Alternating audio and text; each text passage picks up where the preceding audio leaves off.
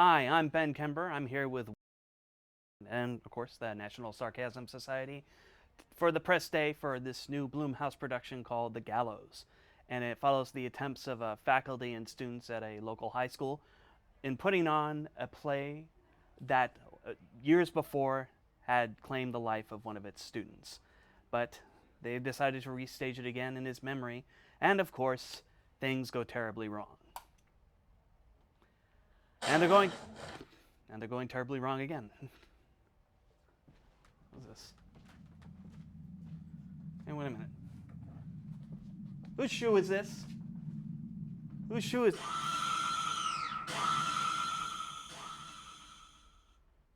Is this your shoe? Yeah, thanks. Oh, okay, hey, okay, here you go. Don't leave that around, okay? Someone's going to trip on it.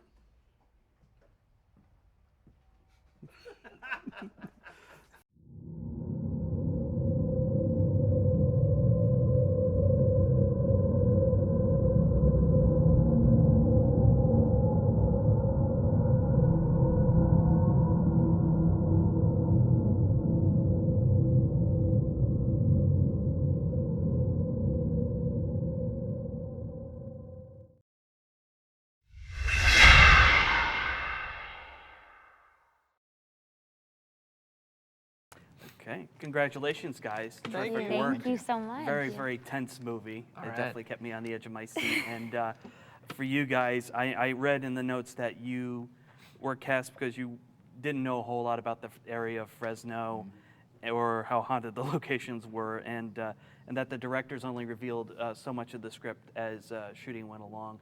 How did that affect your characters and your performances overall, would you say? I think it caused us to become very genuine with our characters that we were playing, because we don't know what's going to happen in the future, just in our day-to-day lives, and so not knowing what was going to be thrown at us in future shooting days really allowed us to live in the moment as our characters until we'd find out that something new had happened to our characters, and then at that point it would be a very raw, organic change to who we became. Totally. Yeah. It kept it from getting contrived because we weren't spending the whole night in our hotel room the night before, like going through lines and memorizing it and doing it to the point that it didn't feel real. We were all just hanging out, being friends. So when it came time to be on set, we didn't even have the opportunity to Get in your own to get in our head yeah. about it. That's got to be very freeing as an actor. It was. Extremely. Incredibly. You're just there for that moment in time, and you're going to live that moment, and I'll worry about tomorrow's moment tomorrow whenever I get there. It was awesome. Perfect. That is awesome. And you also got to use your first names for Yeah. the Yeah. characters. Did that bring you a lot closer to the action?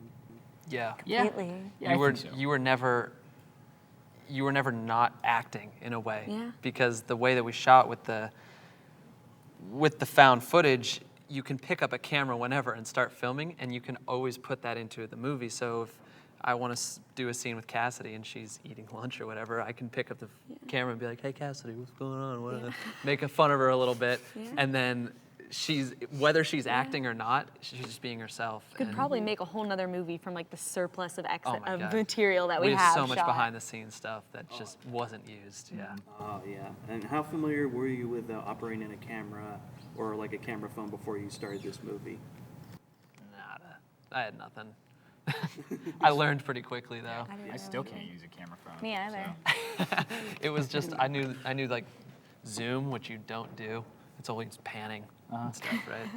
Yeah, that's the fancy one. And you obviously improvised a lot. How comfortable were you with improvising on set? That was a big part of our auditioning process. Yeah. Was we spent hours and hours and hours improvising, ideas of scenes. So I think by the time we got there, we were all fairly comfortable with one another to the point, and we were all pretty good friends. We had chemistry, I'd say, right off the bat. So we were able to just jump right into the improv.